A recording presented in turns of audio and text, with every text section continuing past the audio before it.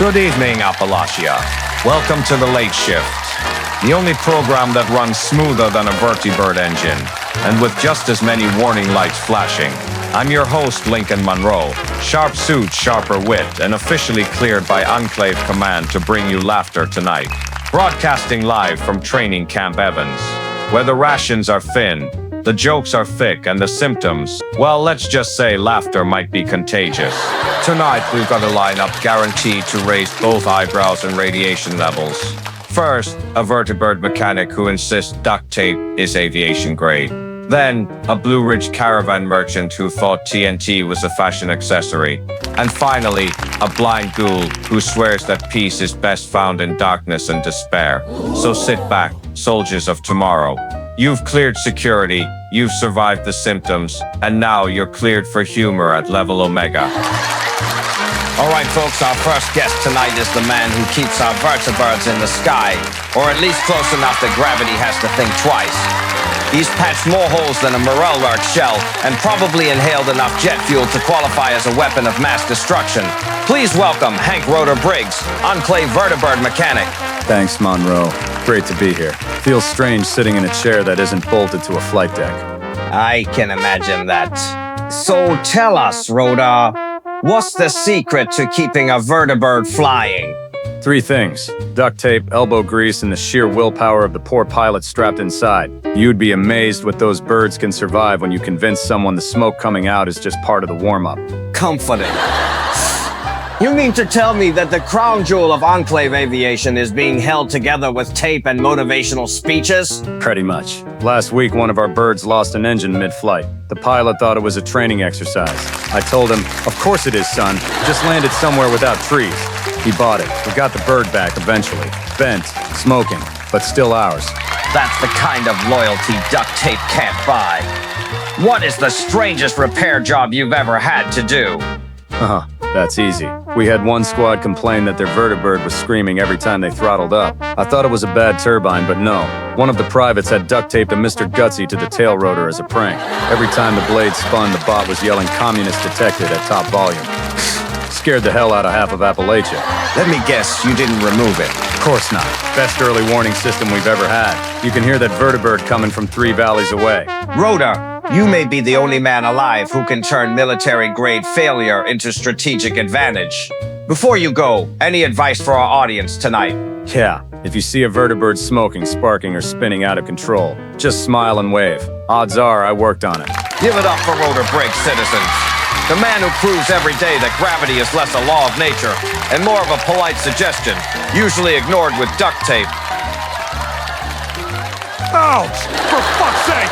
God damn it! We will be right back after a word from our sponsors, assuming the sponsors survived the laser grid backstage.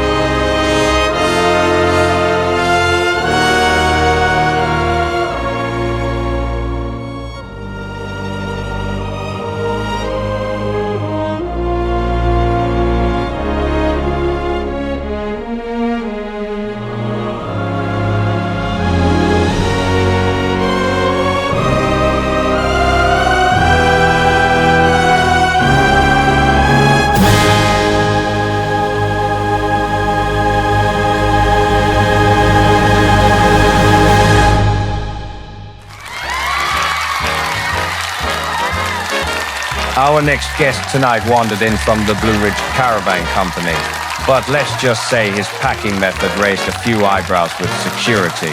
Most traders carry caps, a few carry chems. This one carries enough explosives to qualify as a walking weapons depot. Please welcome Boomer Bill, the TNT merchant. Pleasure to be here, Monroe. Security did give me a hard time at the door. They kept asking why I strapped 30 pounds of TNT to my chest. I told them it's cheaper than a bodyguard. Cheaper? Sure. Safer? Questionable. So tell us, Bill, what inspired you to become Appalachia's first mobile demolition sale? Well, Regular merchants got robbed all the time. Raiders would come up, demand supplies, and walk away with half your caravan. Me, raiders take one look at me and suddenly decide they're pacifists. I can think of a reason. Nothing says peace and love like sweating next to a live detonator. But it does make trading a little tense.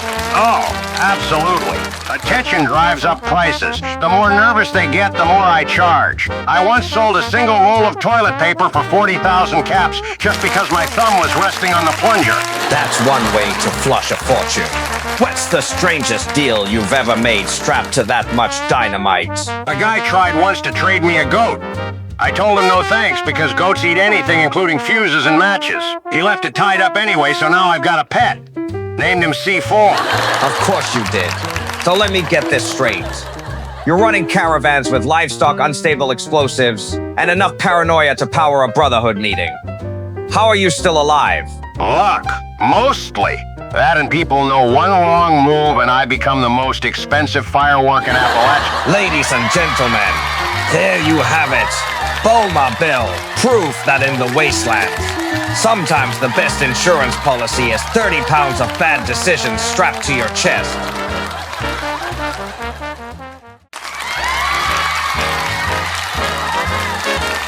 Our next guest tonight is unlike anyone we've ever had on this show.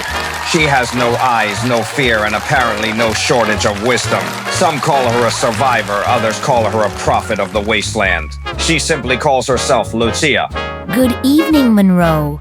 It's a pleasure to be here, though I'll take your word on the view. Fair enough. Lucia, you've lived through the bombs, the decay, and now even blindness. Most people would see that as a curse, but you call it peace. Explain that to us. When you can't see the ruins anymore, you stop mourning them. Darkness strips away the illusion of what's gone. In despair, I found freedom. I no longer see the monsters or the scars, only the truth that survival itself is victory. That's deep. Meanwhile, most of our audience can't survive a two-headed radroach in their pantry.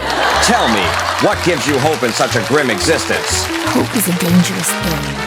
I don't chase it. Instead, I endure. Every breath, every step, every moment I'm still here. That's proof the wasteland hasn't beaten me yet.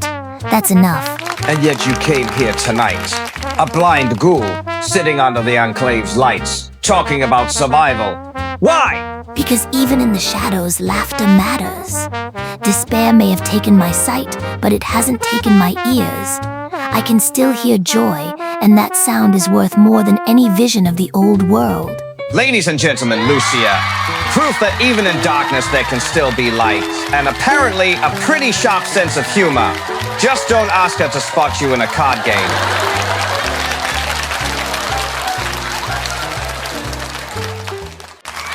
And that, folks, wraps up another night here on The Late Shift. We've had Rotor Briggs reminding us that vertebrates fly mostly on duct tape and optimism. Boomer Bill proving TNT is apparently a fashion statement. And Lucia showing us that even in darkness, there's still room for a little laughter. Only on this show do you walk away learning how to survive gravity, raiders, and despair, all before bedtime. So stay safe out there, Appalachia. Keep your rotors spinning, your explosives stable, and your hopes alive. Good night, citizens. For the Enclave and for America.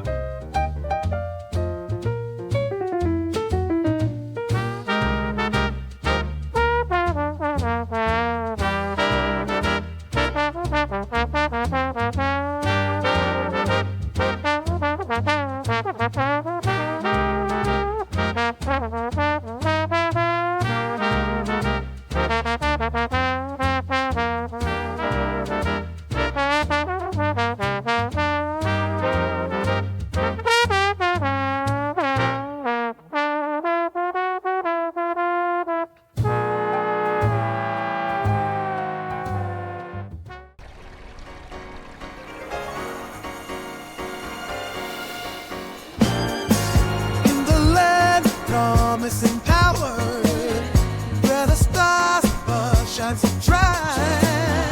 Stand tall, spirits unbroken, building dreams into the night. Clouds are shine.